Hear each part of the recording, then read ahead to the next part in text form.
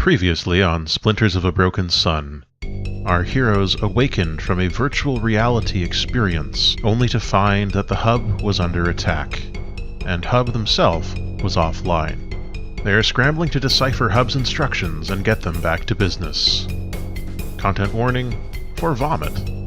Maeve, should we ignore it? What do you think, Keva? I don't know, I don't want to abort. No, I don't think that would be a good idea either. Though we could be irrevocably harming Hub's personality. Retry said it would just try again and, if possible, identify the problem. Yeah. Well, it said it'll try again. You don't know if that means it'll fix it or not. It'll just try again.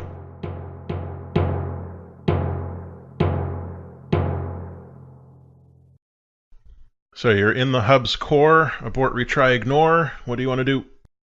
Hey, Emran ate the memories. And then she's going to say aloud, Emran, were you Mike? Or whatever. What? Now we're getting too meta. His nose falls off his face. And he dissolves into a cubistic portrait of himself.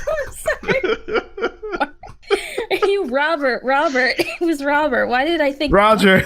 Roger. Roger Kande. Wrong? Roger. Emran, are you Mike?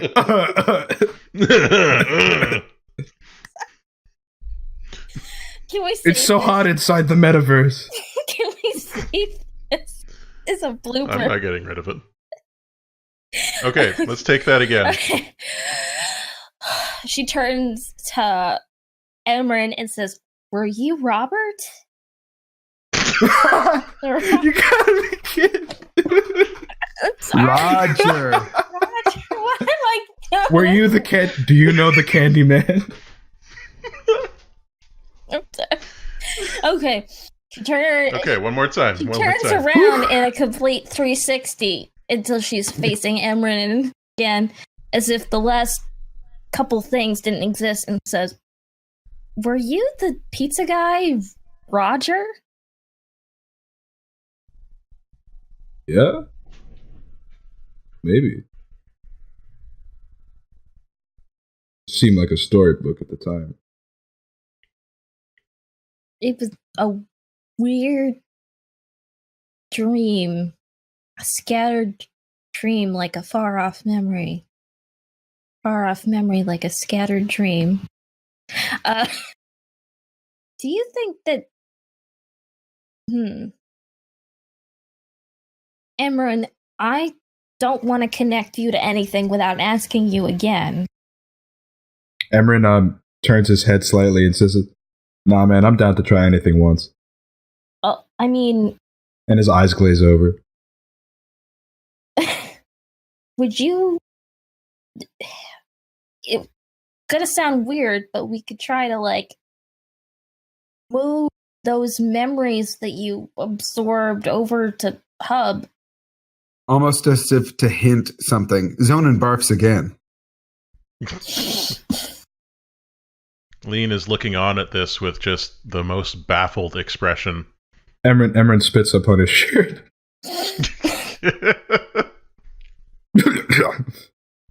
Yeah, man, plug me in. And he blinks a lot. Oh. Can I even see that, though, with the helmet on? Do you have the mask thing on? For this purpose, I would say he has taken it off and it is in his mighty man pocket. Okay. Could have phrased that better. So, yeah, I imagine Keva, his hair has disconnected from everything and it's hanging loose. So, the side of her that has the broken arm connects into Emran. Because, she'd rather have him have the injured than Hub. Because, anyway. So, but this time, instead of, connecting into his chest, she connects into, The stomach? I was thinking more either the wrist or the forehead, but... No, he just opens his mouth really wide. She does not want to put her hair in your mouth. Oh, it's like a xenomorph. It's like some weird, like alien kinky thing. So Keva connects to Emran in a normal way, Yeah. and then into the hub wall in a normal way also. Okay. Yeah. Who wants to press retry? Emran presses it. A big fat rhino beetle falls on the button. There you go. Yeah. Never mind. All right, so Emran presses the one that says retry on his side, and a rhino beetle presses retry on the other side. Mm-hmm. Okay, there is a ding, boah, and you see it jumps from 80 to 100%, and the screens go black, and then there's like a startup that's like a field of beautiful rolling green hills. There's a few clouds in a blue sky off in the distance. It seems to be in the startup phase, and you hear a bit of a commotion from outside, people making noises of consternation, the grinding sound of weapons being drawn just outside. So Keva and Zonin, you can see this immediately because you're already outside. Down the stairs from the north come two figures. One is Mandukai, Oh. and she is in her full battle regalia. She looks like she's doing okay. She's got a few scorch marks, smudges of ash across her cheek, and she, is bleeding from a small cut over her eye, but seems to be ignoring that because she has someone with their arms bound behind him that she's pushing ahead of her down the stairs, and she says, "Oh, hello. Did anyone order a monster?" And you see Governor Denton Young. I'd barf. I'll bet you do. It's all going out now. Keva, immediately Keva's tense, and Emran can feel it too. Mm-hmm. I just imagine that Emran can feel this horrible feeling that Keva's feeling, which is this angst pit in her stomach, and she's immediately her good hand has flown to her poncho and almost tries to pull it over her as much as she can while it's hustling. Mm-hmm. Gotta be honest, man. That don't feel good. Do my insects see that? Yeah, of course. We're going to get another for the horde, and then the entire swarm is going to be converging on the core. You can hear and feel the sounds of skittering. The three spiders that were on the roof make their way over towards where Mandukai has now reached the bottom of the stairs with the bound Denton. He has got tucked under his arm a white sheet, and looking at all of you, he has still got that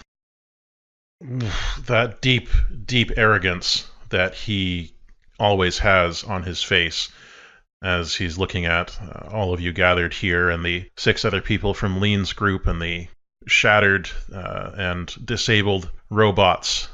And he is trying to maintain his dignity as he unfurls, he's holding it under his arm here and his hands are behind his back. So he's trying to shake out this sheet so that it flops down over his arm. And he says, "I came all this way to surrender. The least you could do is accept that I come in peace." Is Emran aware of this in any way? You can hear it. Am I disconnected from Keva? I think you're still connected, but you have a bit of, tether if you want to move. Emran drops his shield just on the ground. Everyone hears that, and walks out to be with Apogee. And he puts his mask on. Okay, you see him there. He looks fine. He doesn't look like he's been injured, so that kind of lends credence to the idea that he immediately surrendered, because otherwise I mean, you've seen what Mandakai can do.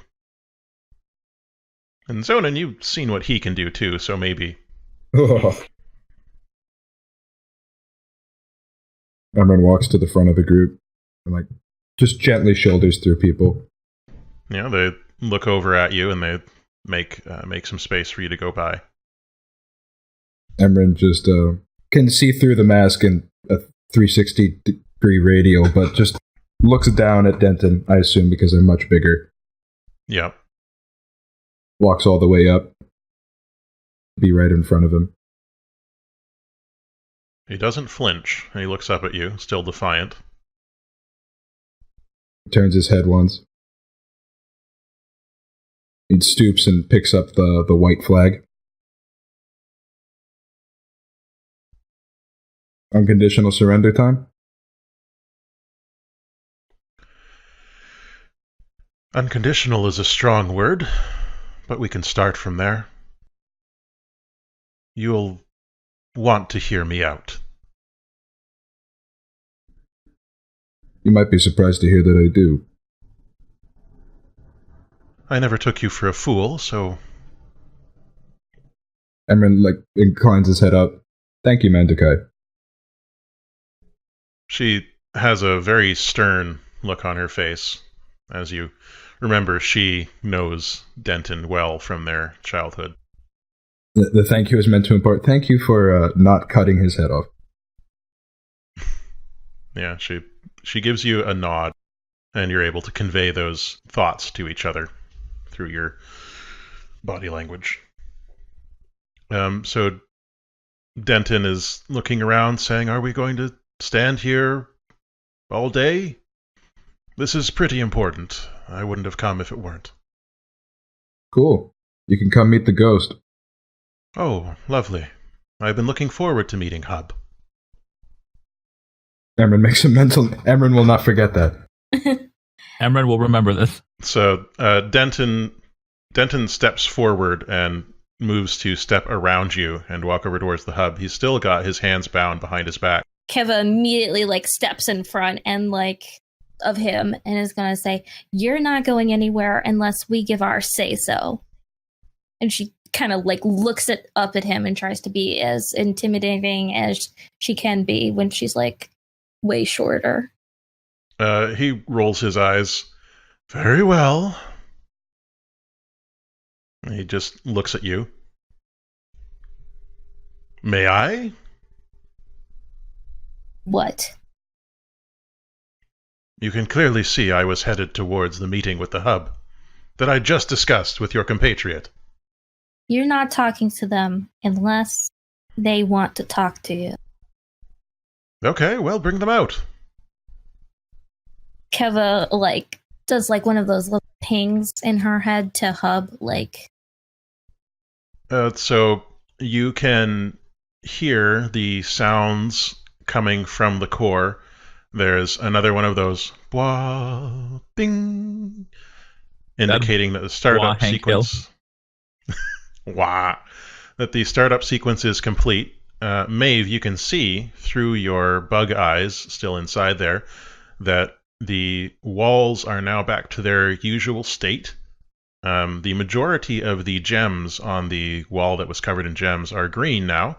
Only a few are yellow and a few are red. And Hub appears in the middle of the core in their usual multicolored guise, turns towards the open door, opens their mouth, and the only sound that comes out is a blood-curdling scream, which reverberates throughout the entire Hub. And we will pause there for today. Oh. Well, thank you for joining us for another exciting episode of Splinters of a Broken Sun, an actual play podcast using the Fate Core system. I was joined today by Jason. Yo. Jason, where can we find you? At Singing Chemist on Twitter or underneath my gigantic dog. Very well. And you play Zonin Chan. Yes, thank you. We're also joined by Michael Blood. Hi everyone, I broke it. I broke the game. That's all right. Michael plays Emran Pak. I sure do, and you can find me at Good Sir Blood, but I'm not feeling too good. And we are joined by OG Brown Sugar. Hello, everyone. I'm OG Brown Sugar, and I play Maeve Sentis, a Metapod. And finally, we are joined by Keekers. Hi, I play Keva Jarma. You can find me on various places on the internet as Be a Space Cat. And I hope that this hasn't ruined your day. We're possibly close to the holidays, so happy holidays. Happy holidays, everyone. And Space squids. Space squids, I think. And now, please stay tuned for the short story, Den's Gambit. Content warning for descriptions of burn injuries. The Proto-Auditor sat down on the new landing pad at the Spire, right in the center of Bodhi, and thus at the bustling heart of Gov's domain. The twin turbines wheezed and smoked as they powered down, filling the air with a smoke only slightly lighter than the perpetual night. Coughing, Denton Yang pulled the cockpit release. Coughs and curses collided when the hatch opened part way and then stalled, leaving him trapped inside with all the flashing red lights that had long since left his temples pulsing painfully in time. When pulling the release several more times did not improve the situation, Den roared and yanked the release with all of his strength. Finally, it gave way. The cord, that is. The cockpit did not move. With a renewed barrage of curses, Den wedged the naked blade of his sword into the opening and pushed upwards, gradually levering the cursed hatch open. The stubborn metal squealed like pigs at slaughter, but gave way. Panting, he fell out of the hatch and onto the hard yellow concrete below, landing heavily on his elbow in a way that would no doubt leave a bruise. He felt at least 2 lacquer slats snap when his side hit the ground, which was even worse. He'd only just bought this binder, and now it was ruined. Muttering darkly, Den slowly pushed himself to his feet and limped toward the spire's entrance, using his sword as a cane. Each step hurt, but he refused to stop moving. This was going to be a debrief that no one would ever forget. Sun Minister de Winton kept Den waiting for nearly 2 hours, standing painfully in front of the minister's conclave at the top of the spire.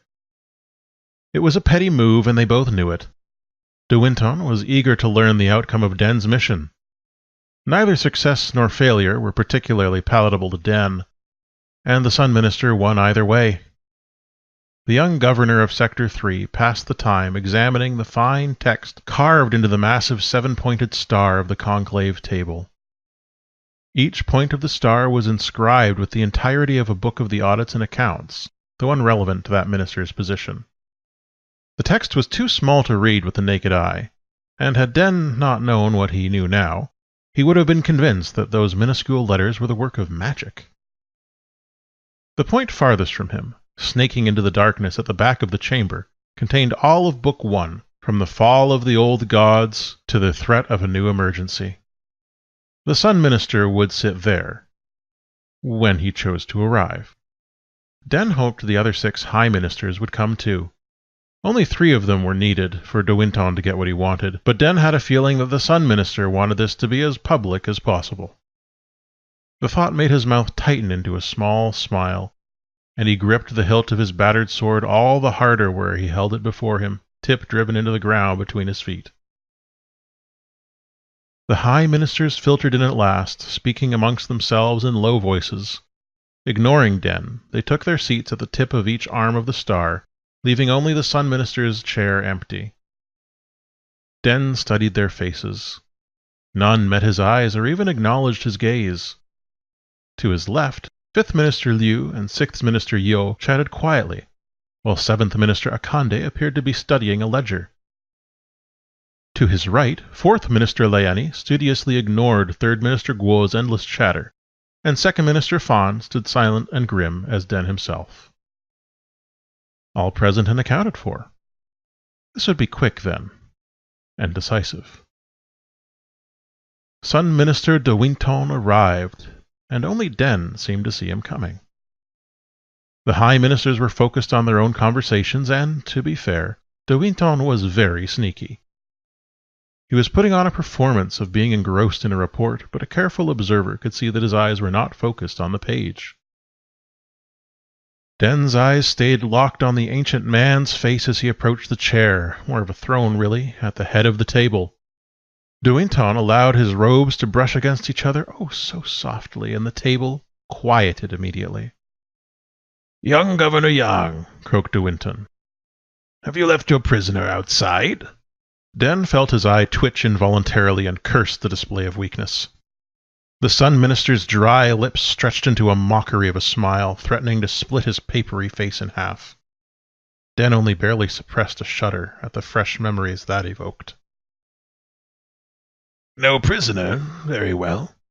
Perhaps you have brought this alleged map, then, or some of the tainted blood of these heretical youths. Do turn it over at your leisure, young Denton. We are in no hurry." Den didn't move. No twitch this time, but the storm lurking in his gut grew more powerful with each measured breath. He tried, and thought he succeeded, to keep the gathering clouds out of his eyes. "The boy destroyed the map, and a faction of the XCOM interfered with the blood collection." His voice was even, perhaps a little dead, but that was better than panic or fear, or shame. "The boy," de Winton rasped. He raised both brows and gave Den a flat look. All of the High Ministers turned their graying heads to fix the youngest governor in history with the same significant stare. Den struggled to keep his face still, fought down the hot flush of rage and frustration. They still thought of him as the boy, even now. Their thoughts were as loud as their voices were silent. He felt that pull again, that insistent concern tugging on his gut. Not yet. Den forced himself to meet each High Minister's eyes in turn, those who would face his golden gaze at all. One by one, they found excuses to look down at their notes, or at each other, or just at the wall, ceiling, or floor. Pathetic. They were weak old fools, as Den already knew. Most of them had not been in the field in decades, if ever. They were slaves at best, and monsters at worst. They were soft and out of touch, and they dared to judge him. Once they were all properly subdued, he looked to the Sun Minister, who alone matched his intensity. How long had this one sat the throne? How long had he cheated death while sending others to a fate even worse? He was long past his expiry date, and yet he kept going, kept living, in defiance of the natural order. Den had learned much these past years, sneaking into secret archives and sending agents to copy or liberate restricted documents, while this confederacy of dunces thought him to be bumbling about and failing in his duties. And more recently, in the Badlands... Granted, he was failing in his duties, the ones they expected of him at least, just not in his own duties, which he had discharged with ruthless efficiency until... A muscle in his jaw clenched, and he had to look away from de Winton's icy blue eyes. Until Lean ruined everything. Again and again. Her and her little band of brainwashed thugs. The Sun Minister smirked, certain he had brought Den low. Lean. Always Lean, taunting him, refusing to live anywhere but the back of his mind, distracting him, tormenting him, refusing him. She should have been his greatest ally. But instead he had been forced to do all of this alone. The pull again, stronger now, more insistent. He grit his teeth. Soon. Too soon, really, but recent events had forced his hand. "Very well, Denton," de Winton pronounced at length, victory welling in his voice, barely contained behind his strict decorum. "I am disappointed, but hardly surprised. You have failed us once again." The High Ministers looked up again, buoyed by borrowed power. What they lacked in conviction and courage, they made up for in servility, and when their master grew strong, they reflected that strength, though it was a watery reflection at best. Cruel smiles grew on almost every face, and they all reached for their seals, except 7th Minister Akande, who continued to read. "We had a deal, child," De Winton continued, taking up his own seal emblazoned with the 7-pointed star and pressing it to the inkstone before him. He drew a precious paper proclamation from a drawer and smoothed it over the etched surface of the table, bending over it briefly to ensure that everything was in order, ready to be sealed. The pull strengthened, nearly yanking Den off his feet. He dug his sword in deeper, anchoring himself. "This was your final chance, and once again you disappointed me, and by extension, the Church and Gov themselves. It pains me, but you are no longer of any use to us. And furthermore, you have become an embarrassment to the organization. It is time for you to go." The Sun Minister pressed his seal to the bottom of the paper without any further ceremony, then passed it to 2nd Minister Fawn. He did all of this without moving his gaze from Denton's. His smile widened ever so briefly. "Permanently." Den said nothing as his death made its way around the table. He did not move, forcing 4th Minister Layeni to walk around behind him to pass it to 5th Minister Liu. He heard Layeni's breath catch. Fear? Perhaps. They knew how dangerous Denton Yang could be. It would be swift once 7th Minister Akande pressed their seal to the proclamation.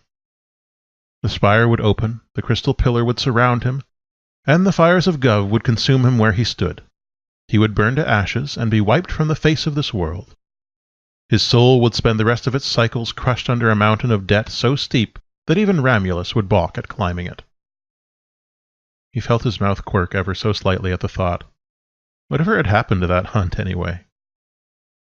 He found himself hoping that they had somehow escaped, had survived their journey into the heart of a splinter. The surprise he had left with Carla should be activating any time now, and if they were alive, well, that would be a boon. It was a shame they had not returned to him, but if they had learned anything like what he had learned from the things that fell to earth, he could hardly blame them.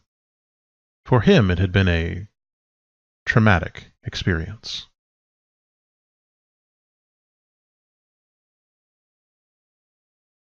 When the sun died, Denton felt its agony. He cried out, falling to the ground and sweeping all of his notes and tools from the huge desk in the Sector 3 governor's compound. He heard the cacophony of their fall distantly as if through a body of water. His eyes filled with blazing light and then darkness, while his body raged with a sensation he'd never felt. Burning. He convulsed for what felt like hours, but was, according to his aide, only seconds. When it was over, he lay gasping on the ground, soaked in sweat with steam rising from his skin. He felt cold all over and could not control his body. His aide struggled to get him onto the couch in the far corner of his office, where he often slept these days, and called for help. 2 guards rushed in to assist, and Den wasn't so addled that he did not notice the smirk on one's face and the fear on the other's. Several minutes passed before he could speak again. He gave his orders and the compound burst into action. Messengers set out for the semaphore towers with dispatches for the hunt, and Den's personal carriage was prepared. By the time the news reached City 3, Denton was already on his way to a large sunfall days outside of the domain, alone except for his aide and 1 guard. He'd brought the smirking one. Better to keep him nearby, where betrayal would be more complicated. Den had recovered, mostly, by the time they reached the minimum safe distance. The pillar of smoke and fire and dancing rainbow lights pierced the newborn darkness of the world here, casting shifting shadows across the parched earth.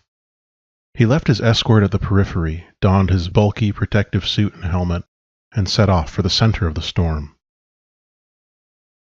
To say that the journey had been difficult would be an understatement. Each step was a battle, and the raging winds and strange lights assaulted him at every moment, never relenting. By the time he reached the eye of the storm, his protective suit was in tatters and he was clawing his way forward, inches at a time. The strange squid-like creatures swirling around the crater largely ignored him as he rolled, gasping, onto his back. One or two hovered over him, lights that reflected the flashes in the sky rippling up and down their bodies as tentacles tipped in claws and fire waved over him and pulled away. In those first minutes he could not have stopped them if they had wanted to kill him, but fortunately they simply drifted away, floating on the air like butterflies 3 times the size of a person.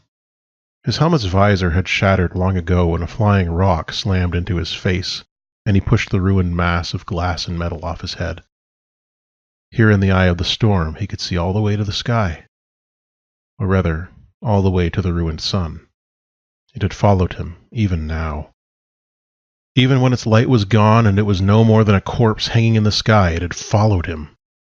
He didn't know whether to laugh or cry, so he did neither, instead opting to throw up, only just barely turning onto his side before the torrent of bile erupted, soaking the soil next to his head. Den groaned, trying to spit the bitter taste out of his mouth with little success, then rolled to his back once more and sighed. "You just can't leave me alone, can you?" he croaked. "If it weren't for you." A grimace passed over his face, unpleasant memories playing behind his eyes. Den forced himself to his feet and began stripping the remains of the protective suit from his body, wishing he'd brought his long robes but knowing they would have been ruined as well. He wore a simple purple tunic and black pants with only a minimum of gold brocade and jewels on each, and kept the sturdy brown boots from the suit, just in case the ground got too hot closer to the point of impact. Fishing his sword from the wreckage of his laughable protection, he straightened his tiara, pushed his black hair back out of his eyes, and strode towards the center of the crater. The squid things parted around him as he approached, seeming to watch him with curiosity more than hostility. The earth glowed a sullen orange and red here in the crater, smoldering but not burning. The air was not as hot as he had expected. In fact, it grew cool as he approached the epicenter, and then cold as he stood amidst the splinter that had fallen to the ground. Frost rhymed the strange shapes littered around the ragged hole in the ground. Den shivered, awkwardly hugging himself. This wasn't right. One of the creatures flowed too close and he stumbled, quickly putting out a hand to catch himself on one of the pieces of debris. He cried out as the jagged shape exploded in light and set the ground at his feet aflame. Blind and startled, he stomped until the fire went out and his vision returned, but the debris continued to glow, though no longer with such a blinding light. Every few seconds, the shape drizzled a few despondent sparks from one side. Den caught his breath, then reached out to touch it again, shielding his eyes this time. The sparks briefly intensified to a torrent, and he heard a voice speaking in a language half remembered before the damaged side blew out and the light disappeared entirely. Den looked around at the field of debris, searching for something that looked like anything, really. He began reaching out and touching every object he passed. Most did not respond. A few more exploded in showers of sparks, and one groaned. Den paused, looking more carefully at the shape beneath his hand. It was a person. Well, it was most of a person. It was horribly burned and broken, and only the top half of the body seemed to be intact, but a single, strange eye met his, and Den recoiled. Memories of fire and cracking blackened flesh flooded his mind. Father. No, this wasn't Jacques. This wasn't even Kazma. He forced himself to look the person in the eye again. Horrifyingly, they reached a crumbling hand towards him. Swallowing his revulsion, Den took the hand in his, delicately, trying not to crush the charcoal remains of flesh. The eye roved over Den, then focused back on his face. Ruined body took a labored breath and began to speak. Each word seemed to take an eternity. Did you do this? Not this time, Den replied. Who are you? How did you get here? An investor. Don't know. Explosion. You...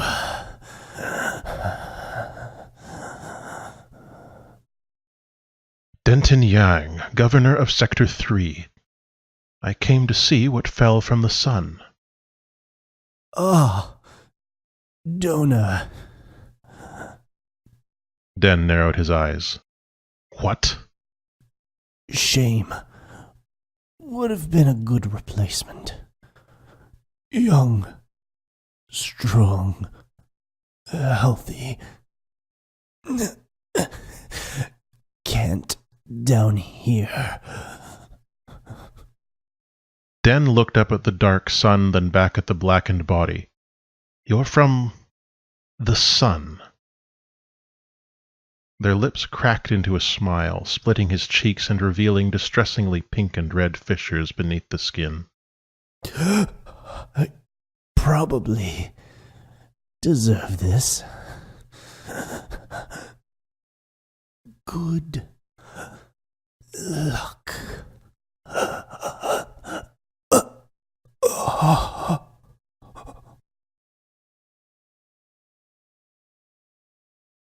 Den felt something hard and cold in his palm as the papery hand slid away.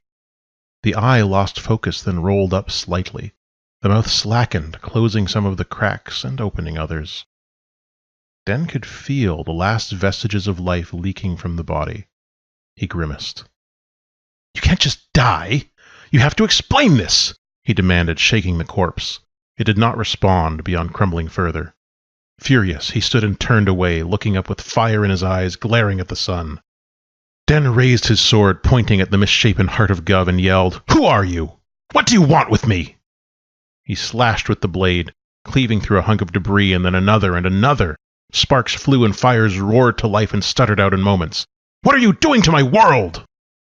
It was then that he felt the cool shape in his hand grow warm and begin to buzz, as if it were filled with bees. Startled out of his fugue state, he opened his palm and gazed down at what appeared to be a blue seashell. It buzzed again, but this time he recognized words in the vibrations. Greetings, investor. It has been 3,680 days since your last induction. Your platinum warranty entitles you to 3 donor credits every 500 days. You have 22 donor credits. Would you like to view the catalog? Den stared. Was this a daemon? From the sun? He swallowed, licked his lips, took a deep breath. Yes. When Den emerged from the dying storm to find his aide dead and his cart gone, he carried with him both relics from the sun and the weight of terrible knowledge. The timetable would need to be accelerated. 7th Minister Akande accepted the proclamation but did not immediately put seal to paper as the other High Ministers had. Akande studied the text carefully, then gave Sun Minister De Winton a measured look. We have invested a great deal of time and trust in this young man and his connection to the sun. Is this the best use of resources? The Sun Minister gave Akande a sharp look. Are you questioning the will of Gov? Denton has betrayed that trust time and again through his failures, and Gov's heart is now broken. Clearly his connection availed neither them nor us. The cost far outweighs the gain. Akande held the ancient man's gaze for several more long moments, hand hovering, uncertain, over the seal. Denton began to wonder if he would have to change his plans. The 7th Minister sighed, then sealed the proclamation. This is a waste. De Winton nearly snatched the paper from Akande's hands, then rolled it up and stuffed it into a golden tube. This he placed into a slot on the desk, where it was whisked away to lower chambers. Almost immediately, the crystal pillar slammed shut around Den, open at the top to let the fire in from the tip of the spire. Not long now. Farewell, Denton Young, De Winton said, and turned his back. The spire irised open, and flames began to build in a halo visible across the city.